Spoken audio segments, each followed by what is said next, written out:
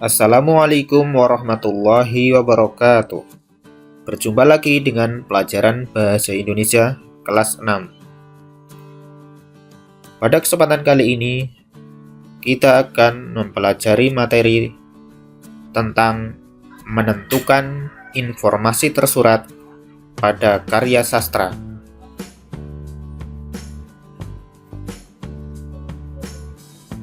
Informasi tersurat adalah informasi yang didapat dari teks dan bentuk informasi nyata-nyata tertulis dalam teks. Jadi, untuk informasi tersurat itu, informasi tersebut jelas tertulis di dalam teks. Sedangkan yang tidak tertulis di dalam teks itu disebut informasi tersirat. Informasi tersurat suatu sastra dapat kita gali dengan cara menanyakan isi teks. Pertanyaan akan menuntut jawaban yang ada dalam teks. Misalnya, apa menuntut jawaban benda? Siapa menuntut jawaban orang, tokoh, pelaku, atau lembaga? Kapan menuntut jawaban waktu? Di mana menuntut jawaban tempat? Berapa menuntut jawaban jumlah? Bagaimana menuntut jawaban keadaan atau cara? Dan mengapa menuntut jawaban sebab? Untuk lebih jelasnya, marilah kita bahas contoh soal dalam ujian. Perhatikan contoh soal dalam ujian berikut. Ada seorang putri cantik jelita bernama Dewi Sanggalangit.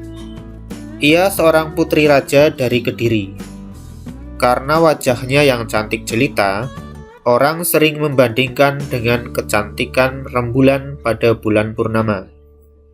Sikapnya yang lemah lembut membuat banyak pangeran dan raja yang ingin meminangnya untuk dijadikan istri. Namun sayang, Dewi Sanggalangit nampaknya belum berhasrat untuk berumah tangga.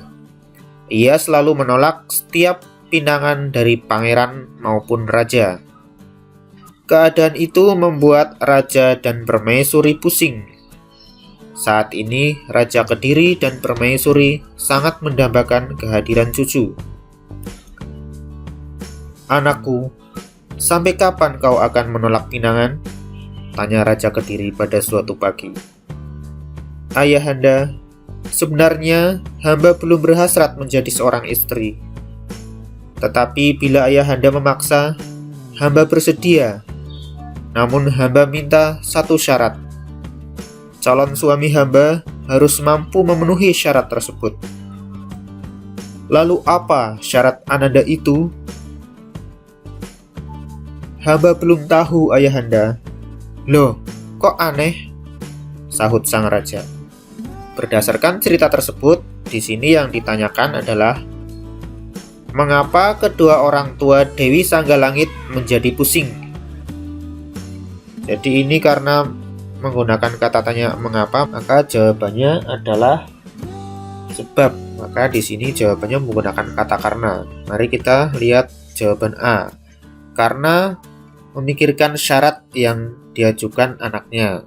Sepertinya di sini yang A ini tidak tercantum dalam cerita tadi. Kemudian yang B, karena takut diserang oleh para raja yang dikecewakan anaknya.